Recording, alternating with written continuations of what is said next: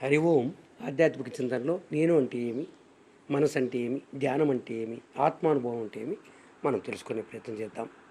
గురుదేవాయ విద్మహే పరబ్రహ్మణి ధీమహి తన్నో గురు ప్రచోదయాత్. సురాజు ఓ మాట అనుకుంటాడు, నేను ఇంత భోగభాగ్యాలు అనుభవిస్తున్నాను కదా, ఇన్ని దాన ధర్మాలు చేస్తున్నాను, ఇంత పేరు ప్రఖ్యాతులు సంపాదించాను, ఇవి శాశ్వతంగా ఉండవంటున్నారే ఎవరికైనా కానీ మానవలోకంలో భూమి మీద పుట్టినవాడు ఎప్పుడైనా వెళ్ళిపోతాడు. వెళ్ళిపోయేటప్పుడు ఇవన్నీ నేను పట్టుకుపోలేనే, ఈ కీర్తి ప్రతిష్టలు నేనేమైపోతాను, ముక్తి మోక్షం అని అంటున్నారు. ముక్తి మోక్షం నాకు రాకపోతే నా పరిస్థితి ఏమి, ఉత్తమ జన్మలో ఇవన్నీ నాకు అవలంబిస్తేటువంటి అవకాశం ఉందా? ఆధ్యాత్మిక చింతనలో ఏది కూడా మిస్ కాదు, చేసిన దానికి చేసినంత ఫలితం ఉంటుందంటున్నారు కదా శాస్త్రజ్ఞులందరూ అంటున్నారు, రాజుగారికి చెప్తున్నారు కదా రోజు.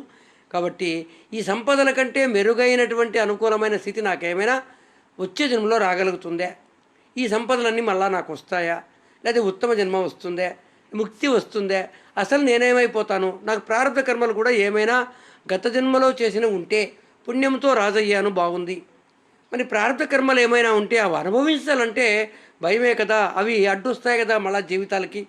ఆ ప్రారంభ కర్మలన్నీ ఇక్కడే అనుభవించేటువంటి స్థితి ఏమైనా ఉంటే మళ్ళా జన్మలు హాయిగా ఉంటాయి అంటున్నారు కదా. 3 కర్మలు ఉంటున్నాయి, సంచిత కర్మ, ప్రారబ్ధ కర్మ, ఆగామి కర్మ. సంచిత కర్మ అంటే మనం గత జన్మల్లో ఎన్ని జన్మలు ఉంటాయో ముందు భూతకాలంలో జరిగిపోయిన కాలంలో ఎన్ని జన్మలలో చేసిన పాపమంతా మూటలాగా తయారైపోతుంది, మళ్ళా జన్మకు క్యారీ అవుతుంది. అది క్యారీ అయ్యి సంచిలో మనము ఓ చెట్టు దగ్గరికి వెళ్ళి 100 కాయలు కోసుకున్నామనుకోండి, మరి అన్ని రకాల చెట్ల నుంచి వచ్చిన కాయలన్నీ సంచిలోకి వచ్చాయి. అలాగా అన్ని జన్మల నుంచి వచ్చినటువంటి పాపకర్మలన్నీ పుణ్యకర్మలన్నీ ఒక సంచిలాగా తయారవుతాయి కాబట్టి సంచిత కర్మ అన్నారు. ఈ సంచిత కర్మ మోసుకొని జీవుడు వస్తాడు లోకానికి. దీంట్లో కొంత భాగాన్ని అనుభవిస్తాడు. 100 పళ్ళలో 10 పళ్ళు మాగినాయనుకోండి, ఆ 10 పళ్ళే మనము ఉపయోగించుకోవడానికి పక్కకు తీసి పెడతాం, ఇంకా 90 పళ్ళు అట్లానే ఉంటున్నాయి. ఈ 10 పళ్ళు అనుభవించాల్సిందే, కుళ్ళిపోయినా తింటాము, బాగలేకపోయినా తింటాము. ఇది ప్రారబ్ధ కర్మ అంటారు. ఈ ప్రారబ్ధ కర్మ తప్పనిసరిగా అనుభవించాల్సిందే, దీన్ని తప్పించుకోవడానికి ఎవరి చేత కాదు. మరి ప్రారబ్ధ కర్మ కూడా తగ్గించుకోవడానికి అవకాశం ఉన్నటువంటి స్థితి మన ఆధ్యాత్మిక చింతనలో ఉంది. తర్వాత ఆగామి కర్మ అంటే ఈ జన్మలో మళ్ళా మనము పుణ్యం కానీ పాపం కానీ పొందితే, పాపం పొందితే మళ్ళీ సంచిత కర్మలోకి మళ్ళీ బ్యాగ్లోకి వచ్చేస్తుంది, పుణ్యకర్మ 2 వచ్చేస్తాయి మళ్ళీ బ్యాగ్లోకి. అంటే ఆల్రెడీ 90 కాయలు ఉన్నాయి, మళ్ళీ 5 కాయలు 6 కాయలు పాపమో పుణ్యమో పోగేసుకొని వస్తుంది. పుణ్యం పోగేసుకుంటే మంచిదే, కానీ పాపం పోగేసుకుంటే ఆల్రెడీ 90% దాంట్లో ఎంత పాపం ఉందో తెలీదు, దాంట్లో మళ్ళీ ఇంకా కొంత పుణ్యం పోకోకుండా పాపమే పోయిందంటే తప్పనిసరిగా అనుభవించాల్సిన పరిస్థితి వస్తుంది. అదే విషయమే అడిగాడు, ఉత్తమ జన్మ వస్తుందో రాదో, మోక్షం వస్తుందో రాదో, కానీ నాకు చేసిన పాపకర్మలు నాకు తెలియవు కదా, ఈ జీవితంలో ఎక్కడో చోట అనుభవించేటువంటి అవకాశం వస్తుంది. అలాంటి పాపకర్మ నేనేమైనా అనుభవించానా? ఒకవేళ నేను అనుభవించి ఉంటే మీ దృష్టిలో చెప్పండి.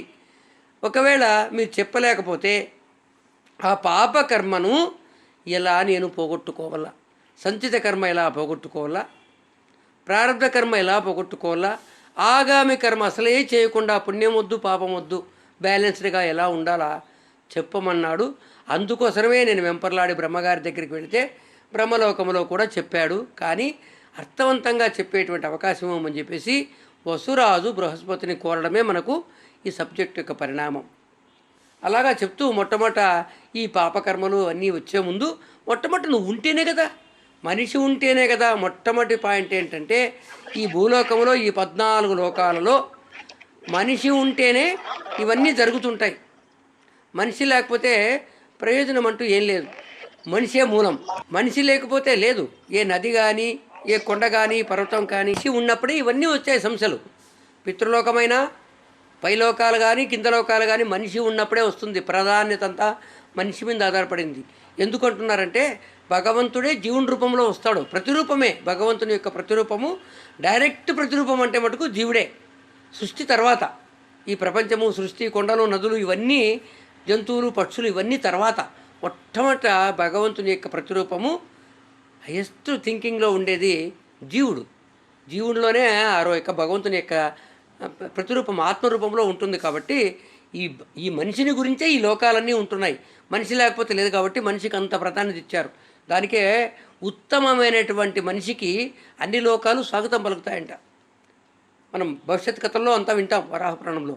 కాబట్టి ఇక్కడ ఈ మనిషి ఏం చేసుకోవాలంటే మొట్టమొదట పుణ్యాన్ని ఎలా అనుభవిస్తాడు, న్యాయంగా డబ్బు సంపాదిస్తే దాన్ని అర్థం అంటారు. కామం, కోరికలు తగ్గించుకొని తృప్తిపడి ఉన్న దాంట్లో సాధించుకోవాలా, ఉన్నంతవరకు అనుభవించు. ఒక స్టేజ్కి వచ్చినాక అవన్నీ మానేసేసి ఏ వైపు వెళితే మన జీవనము సాఫీగా జరిగిపోతుంది, జీవితం పరమార్థమవుతుందో ఆ వైపు ఆలోచన చేయాలి. అది అర్థము, కామం. మోక్షం అనేది చివరిలో లాస్ట్ చెప్పుకుందాం. అంత సులభమైనటువంటిది కాదు. మోక్షం అంటే ఎన్ని జన్మలు రావాల్సి వస్తుందో, ఎంత పాపపుణ్యాల నుంచి బ్యాలెన్స్ చేసుకొని జన్మలు జీవుడు పొంది ఉత్తమ జన్మలు పొంది లోక కళ్యాణ కూర్తం చేసి ఆ తర్వాత మోక్షం పొందుతాడు. మోక్షం పొందాలంటే ధర్మం ఉండాలా. ధర్మం అంటే ఏమో చెప్పండి. అంటే నీవు ఆనందంగా ఉండు. మొట్టమొదటి చెప్పింది అదే. ధర్మం అంటే నీవు ఆనందభరితవు కా, నీతో పాటు సమస్త ప్రపంచాన్ని ఆనందంగా ఉండేటట్లు చూడు. అది ధర్మం. చూడండి, అది ఈ నేను అంటున్నాం. లోపల ఉండేటువంటి ఆత్మ, ఈ శరీరం జడమే. నేను అంటున్నాం. నేనెవరంటే ఈ పురుషుడు. ఈ శరీరం తయారైంది. దీనికి 7 కారణాలు ఉన్నాయని చెప్పాము. పంచకోశాలతో ఉన్నటువంటి శరీరం నంబర్ 1.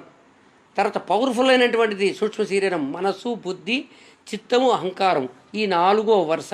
4 ప్లస్ పంచభూతాల శరీరంతో 5 అయినాయి కారణాలు. నెక్స్ట్ ఇదంతా ఉన్నా కూడా ప్రాణం ఉండాల. చెట్టు చచ్చిపోయిందంటే ప్రాణం లేదయ్యా అంటారు. మనమే అంటాం ప్రాణం పోయింది పాపం, చెట్లో ప్రాణం లేదంటారు. ప్రాణం అనేది నీకు తెలిసింది శక్తి. ప్రాణం మనల్ని నిలపడానికి పనికొచ్చేది ప్రాణం. 6వది. తర్వాత ఇవన్నీ ఉన్నా కూడా ఆత్మ అనేది ఉండాలి, లోపల రావాలి. ఆత్మనే చైతన్యం.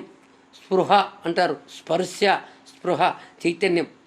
కళ్ళకు కనపడదు. ఇది మనిషి కదిలాడంటే ఇంకా స్పృహలో ఉన్నాడు అంటే ప్రాణం ఉంది, ఇంకా శరీరం ఉంది అంటున్నారు.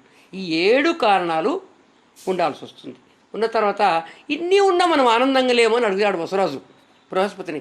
అన్నీ ఉన్నాయండి, ఎందుకు ఆనందంగా లేకపోతున్నాము? కారణం ఏమి అంటే, ఆనందంగా ఉండాలంటే ఫస్ట్ కళ్ళు మూసుకోవయ్యా. ఏ ఆలోచన లేకోకుండా ఉంటే కొంతసేపు మనసు ప్రశాంతమవుతుంది, అప్పుడు శాంతం వస్తుంది అంటాడు. అంటే కొద్దిసేపు కళ్ళు మూసుకొని ఏ ఆలోచన లేనటువంటి స్థితికి తయారయ్యి ప్రశాంతంగా అప్పుడు మనసుని మాట వింటుంది, ప్రశాంతత వస్తుంది అంటాడు.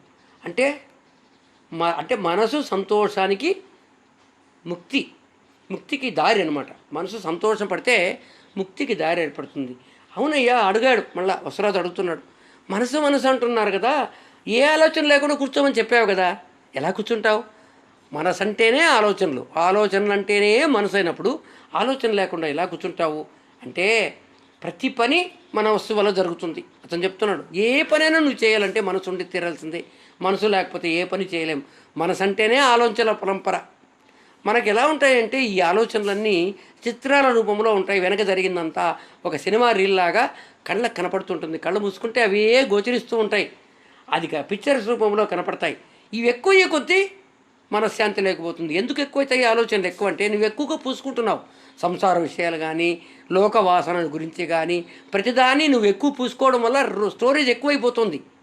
కాబట్టి ఆ స్టోరేజ్ తగ్గించుకోవాలనుకుంటే కొంచెము వ్యాపకాన్ని తగ్గించుకోవాలా. దానికే మనసుకు శక్తి రావాలంటే మటుకు వ్యాపకం తగ్గించుకుంటే మనసుకు అపారమైనటువంటి శక్తి వస్తుంది. దానికే భగవద్గీతలో చెప్పాం, చంచల హే మన కృష్ణ, మనసు చంచలమైందయ్యా, దాన్ని కంట్రోల్ చేసుకునే స్థితి రావాలంటే అభ్యాసేనతు కౌంతేయ, నువ్వు అభ్యాసం చేయడం వల్ల నీకు మనసు కంట్రోల్ అవుతుంది. ఫస్ట్ మనసు కంట్రోల్ అయితేనే ధ్యానం వచ్చేది.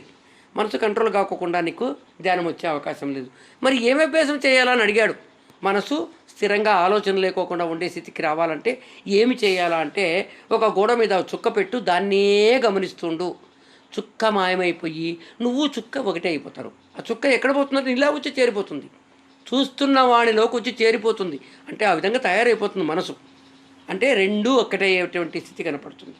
లేదు ఇంకో రూపం అంటే, చుక్క సరిపోలేదంటే నీకు నచ్చినటువంటిది ఏదైనా ఆకారాన్నో బొమ్మనో చూస్తూ తదేకంగా ఉండు. నీ ఆలోచనలన్నీ మాయమైపోతాయి, దాని మీదే దృష్టి అయిపోతుంది. అది నువ్వు ఒకటే అయిపోతావు. మళ్ళీ ఒక సినిమా యాక్టర్ కావచ్చు, ఒక దేవుడి బొమ్మ కావచ్చు, నీకు ఇష్టమైనటువంటిది నీకు ఇష్టమై ఉండాల. ఇష్టమైన దాన్ని చూస్తూ ఉంటే ఆలోచనలు రావు నీకు. ఇంకా అది నువ్వు ఒక్కటయ్యేటువంటి పరిస్థితి వస్తుంది. అతివేగంగా మనసును ఆలోచనలు కంట్రోల్ చేసే పరిస్థితి తీసుకురావద్దు. తదేకంగా కూర్చోవద్దు. అదే చుక్కను చూసుకోవడం, అదే బొమ్మను చూసుకుంటూ అదే తదేకంగా చాలాసేపు ఉండేటువంటి పరిస్థితి. ప్రాక్టీస్ కొద్దిగా ప్రాక్టీస్ చేయి. నీటి దార లేకుండా, నీటి దార మాదిరి కాకుండా నూనె దారలాగా ఏకంగా ఎలా నూనె పోస్తే దారలాగా ఉంటుందో దానిపై లగ్నం చేస్తే పరిగెత్తే మనసు, పరిగెత్తే ఆలోచనలు ఒక స్థితికి వచ్చేసి లైన్లోకి వచ్చేస్తుంది. అప్పుడు తప్పనిసరిగా మనసు ఆలోచన రహితమైనటువంటి స్థితి వస్తుంది. ఎప్పుడైతే ఆలోచన రహితమైనటువంటి స్థితి మనసుకు వస్తుందో మనసు ఇంకేదో ఒకటి వెతుక్కోవాలని చూస్తుంది. అప్పుడు మనమే వెతుక్కుంటాం. సాధారణ పురుషుడైతే ఏదో పనికిరాని విషయాలను దాని మీద వాలిపోతుంటుంది. మనసు దాని మీద పరిగెత్తి అది సుఖం అనుకొని దాని వైపు వెళ్తుంది. కొంత ఆధ్యాత్మిక చింతన, కొంత జ్ఞానం ఉన్నవాడు ధ్యానం వైపు వెళతాడు. నిజంగా ధ్యానం వైపు వెళతాడు. ధ్యానమే పరమార్థంగా దారితీస్తుంది. విషయాలన్నీ నేను రక్షించలేకపోతాయి. ఈ లోకవాసన నేను రక్షించలేదు. నువ్వు చేసేటువంటి ఆధ్యాత్మిక చింతనలో మొట్టమొదటి మెద్దు ధ్యానం. ధ్యానం అంటే మెడిటేషన్. ఒక అర్థం తెలుసుకోండి. Meditation, mid plus station. మనకు రైల్వే స్టేషన్ ఉంది, బస్ స్టేషన్ ఉంది, మిల్క్ స్టేషన్ ఉంది, అన్ని స్టేషన్లే ఉంటున్నాయి. స్టేషన్ అంటే ఏమి? ఆగి మన పని నెరవేర్చుకోవడానికి ఒక పాయింట్. బాగా అర్థం చేసుకోండి. మనము మధ్యలో చేరుకున్నాం. నువ్వు బయలుదేరాలనేటువంటి సంకల్పాన్ని చేరుకోవలసినటువంటి గమ్యం చేరుకోవడానికి ఒక ప్లేస్కి వచ్చి చేరుకుంటాం.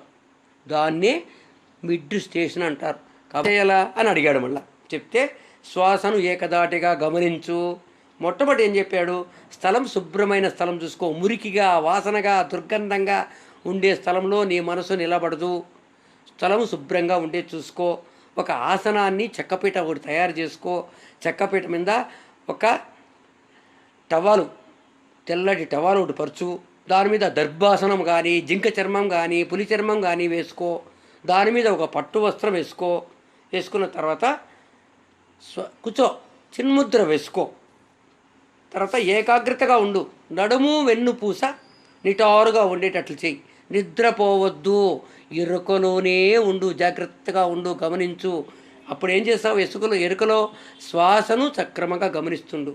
శ్వాసను ఏకదాటిగా గమనించు.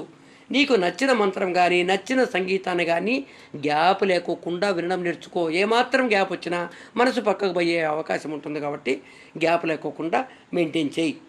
ఆ తర్వాత మంచి సంకల్పం పెట్టుకో. ధ్యానం పోయే ముందు ఏదో లోకమంతా వాడు ఇట్లయిపోయి నీకు వద్దు. నువ్వు బాగుండాలనేటువంటి మంచి సంకల్పం ఏర్పరచుకో. నాతో పాటు ధ్యానపరులు కూడా హాయిగా ఆనందంగా జీవించనేటువంటి అవకాశం, తృప్తిగా జీవించి వైరాగ్యంతో జీవించేటువంటి అవకాశం ఉండాలని కోరుకో. మంచి సంకల్పం పెట్టుకో. నియమబద్ధ జీవితం గడుపు. ఒక టైం టేబుల్ పెట్టుకో జీవితానికి. ఎప్పుడు పడితే అప్పుడు తినడము, ఎప్పుడప్పుడు పరిగెత్తడం కాకుండా ఒక టైం. ఒక సినిమా చూడాలంటే ఒక రోజు ఫిక్స్ చేసుకో. బాతకానికి ఒక రోజు ఫిక్స్ చేసుకో. వ్యాపారానికి ఇంకో రోజు ఫిక్స్ చేసుకో.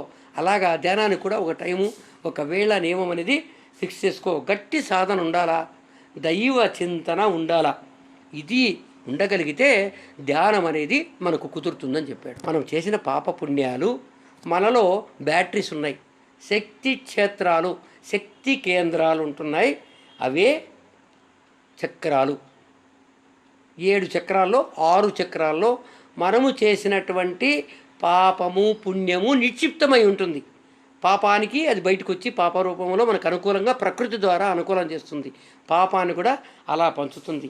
ఈ 7 చక్రాలు అంటే మూలాధార చక్రం, స్వాధిష్టాన చక్రం, మణిపూరక చక్రం, అనాహత చక్రం, విశుద్ధి చక్రం, ఆజ్ఞా చక్రం. ఈ 6 శక్తి కేంద్రాలలో పాపము పుణ్యము నిక్షిప్తమై ఉంటుంది. చివరగా మోక్షానికి పనికొచ్చేది సహస్రార చక్రం. దీని ద్వారా ఎలా చేయాలి? పాపం పోగొట్టుకోవాలనుకుంటే 1 జపము ద్వారా, ప్రాణాయామము ద్వారా, ధ్యానము వల్ల ప్రారంభ కర్మలు 50% పోతాయి. 50% మనం అనుభవించాల్సింది. ఎప్పుడైతే పాపకర్మలన్నీ పోతే సురక్షితమైన జీవితం వస్తుంది. అనుకూలమైనటువంటి తిండి, నిద్ర, ఇల్లు, ఆరోగ్యము, అందరితో కలియిక ఇవన్నీ జరగాలంటే పాపం అయిపోవాల, పుణ్యం ఉండాల. మళ్ళీ పాపం లైన్లు ఒకేసారి పాపం అయిపోదు, ఒకేసారి పుణ్యం అయిపోదు. పుణ్యం అయిపోతున్న పాపం మళ్ళీ చచ్చిపోతాడు. మళ్ళీ మనిషి భగవంతుడికి బాగా తెలుసు. ఒకటేసారి పాపం పెడితే వాడు ఆత్మహత్య చేసుకుంటాడు. ఒకేసారి పుణ్యం పెడితే విర్రవీగుతాడని తెలుసు. 2 ఇస్తాడు. డౌను అప్పు ఉంటుంది. మనం వెహికల్లో పోతుంటే అప్పు డౌన్ ఎలా వస్తాయో, స్పీడ్ బ్రేక్లు ఎలా వస్తాయో అట్లా బ్రేక్లు వేస్తూ ఏ టైంకి జరగాలో అవన్నీ నిక్షిప్తమై ఉంటాయి. చిన్న పాప కర్మ ప్రతిదీ తూచా తప్పక అనుభవించి తీరాల్సిందే. ఆ టైంకు నువ్వు ఏ టైంకి చేసావో, ఏ వయసులో చేసావో, ఏ స్థితిలో చేసావో అదే స్థితే మళ్ళీ క్యాలిక్యులేట్ అయ్యి వస్తుంది తప్పనిసరిగా. మనము ఈ పాపం పోగొట్టుకోవడానికి జపం చేయమని చెప్పాడు వేదవ్యాసుడు. నిజమే, నువ్వు జపం చేయడం మొదలుపెట్టి మళ్ళా పాపకర్మలు చేస్తే మళ్ళీ ఏడవుతాయంట. నువ్వు పాపకర్మలన్నీ పోగొట్టుకోవాలని జపం చెప్పాడు, ఒక రూట్ చెప్పాడు. ఆ రూట్ చేసేటప్పుడు కూడా నెగిటివ్ థాట్ పెట్టుకోకూడదు. మళ్ళీ లోకమంతా నాశనం అయిపోవాలా, వాడు ఇట్లా అయిపోవాలా, అట్లా అయిపోవాలా. తర్వాత వ్యతిరేక పనులు చేస్తే మళ్ళీ స్టోరేజ్ అవుతుంది. ఒక పక్క పాపం కడుక్కుంటుంటే మళ్ళీ ఏడవుతూ ఉంటుంది. కాబట్టి వ్యతిరేక పనులు కానీ, అవినీతి పనులు కానీ, అబద్ధం పనులు కానీ, ఇందరిని బాధ పెట్టే నెగిటివ్ థాట్స్ ఏమీ లేకోకుండా నువ్వు చేయగలనమాట. అంటే మొట్టమొదట దీంట్లో మనకు 6 చక్రాలు చెప్పాము మనము. 6 చక్రాలు, లాస్ట్ ఇంకొక చక్రం సహస్రార్థమ. ఏంటంటే పంచభూతాలు. చూడండి, ఈ 5 చక్రాలు 5 పంచభూతాలు. చివరిది 6వ చక్రం ఆజ్ఞాచక్రము జీవుడు. కాబట్టి 6 చక్రాలు. 7వ చక్రం భగవంతుడు సహస్రారం. అయినటువంటివి 2 చక్రాలు చాలు. ఈ జన్మకు ఏం చెప్పాడంటే 6 చక్రాలు ఎలా మనం యాక్టివేట్ చేసుకోవాలా, దీనికి బ్యాటరీస్ ఇవన్నీ ఛార్జింగ్ చేసుకోవాలా. చేస్తే పాపాలు కానీ పుణ్యాలు కానీ, పుణ్యం అనుభవిస్తాము, పాపం తొలగిపోతుంది. ఈ ఛార్జింగ్ చేసుకోవడం అనేది మనకు చాలా ముఖ్యం. మూలాధార చక్రమైనా స్వాధిష్టాన చక్రమైనా చేసుకోవాలి. ఇవన్నీ చక్రాలకు గాను ఏం చెప్పాడంటే ఒక్కొక్క జన్మలో టైం లేకపోతే 2 చక్రాలైనా నువ్వు ఛార్జింగ్ చేసుకో. మూలాధార స్వాధిష్టాన చక్రం చేసుకోగలిగితే 50% పాపాలు అయిపోతాయి. 50% ధ్యానం ఒక పక్క చెప్పుకున్నాం, చేద్దాం, ప్రాణాయామం చేద్దాం. ఈ చక్రాలను జపము ఏమి చేయాలన్నాడంటే మొట్టమొదటి నేను చెప్పేది మీకు ఏ విధంగా ఇష్టమైతే ఆ విధంగా చేసుకోండి. మనకి ఇక్కడ చెప్పింది నేను చెప్తున్నాను. మొట్టమొదటి మూలాధార చక్రం. చక్రములో ఈ మూలాధార చక్రం ఎక్కడ ఉంటుందంటే మనకు బుధస్థానంలో పైన ఉంటుంది మూలాధార చక్రం. ఈ చక్రంలో శక్తి తక్కువ ఉంటే నీవు సరిగా ఉండలేవంట.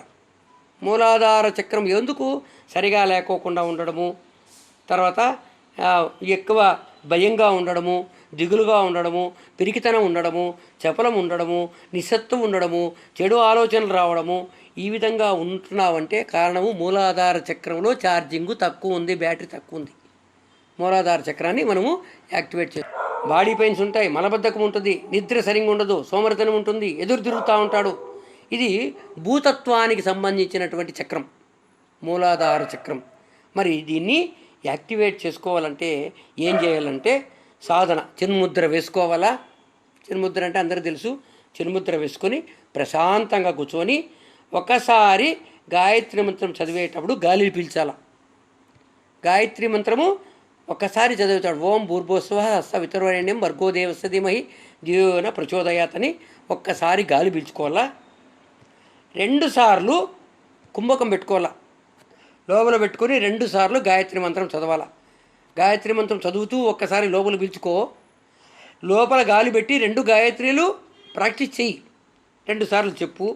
మళ్ళా చివరి గాయత్రి మంత్రంతో శ్వాసను వదిలే ప్రయత్నం చెయ్యి. 21 సార్లు అంటే పిలిచినప్పుడు ఒకసారి, కుంభకం 2 సార్లు, వదిలేటప్పుడు ఒకసారి, అంటే 84, 21 టైమ్స్ మనము దీన్ని చేస్తే మన చక్రం. ఇది కూడా చెప్తాను చూడండి.